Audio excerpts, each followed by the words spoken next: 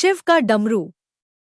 एक बार की बात है, देवताओं के राजा इंद्र किसी कारणवश किसानों से नाराज हो गए और उन्होंने 12 वर्षों तक वर्षा न करने का निर्णय लिया। उन्होंने किसानों से कहा, अब आप लोग 12 वर्षों तक फसल नहीं ले सकेंगे। सभी किसान चिंतित हो गए और इंद्रदेव से वर्षा कराने की प्रार्थना करने लगे। इंद्र ने उन्हें उपाय बताते हुए कहा, यदि भगवान शंकर अपना डमरू बजा देंगे तो वर्षा हो सकती है।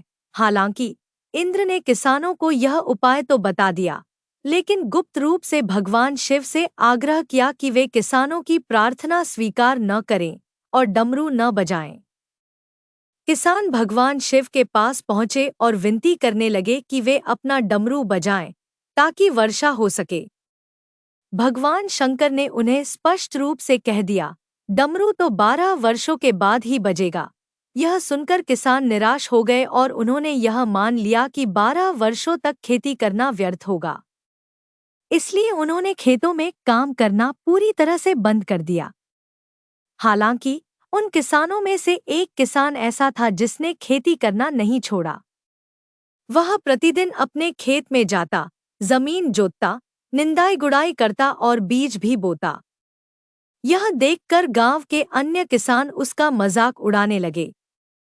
वे आश्चर्यचकित होकर उससे पूछते, जब तुम्हें पता है कि 12 वर्षों तक वर्षा नहीं होगी, तो तुम अपना समय और ऊर्जा क्यों नष्ट कर रहे हो?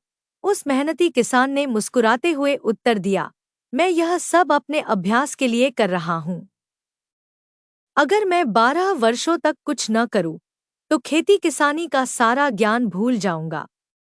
मेरे शरीर को श्रम करने की आदत छूट जाएगी, जिससे भविष्य में जब वर्षा होगी तो मुझे काम करने में कठिनाई होगी। इसलिए मैं अपने अभ्यास को बनाए रख रहा हूँ, ताकि जब वर्षा पुनः शुरू हो तो मैं पूरी तत्परता से खेती कर सकूं। गांव के अन्य किसान उसकी यह बात सुनकर हंसते रहे, लेकिन उस किसान ने अपने परिश्रम को जारी रखा। माता पार्वती भी यह बातचीत सुन रही थी। उन्होंने बड़े कौतूहल से भगवान शिव की ओर देखा और सहज भाव से बोली, प्रभु, आप भी 12 वर्षों के बाद कहीं डमरू बजाना न भूल जाए। माता पार्वती की यह बात सुनकर भगवान शिव थोड़े चिंतित हो गए। उन्होंने यह परखने के लिए कि कहीं वे सच में डमरू बजाना भूल तो नहीं गए, डमरू उठाया और बजाने का प्रयत्न किया। जैसे ही भगवान शिव ने डमरू बजाया, अचानक आकाश में घने बादल छा गए और जोरदार बारिश होने लगी। वर्षा देखकर सभी किसान हतप्रभ रह गए। जो किसान निरंतर अपने खेत में मेहनत करता रहा था, उसके खेत लहलहा उठे।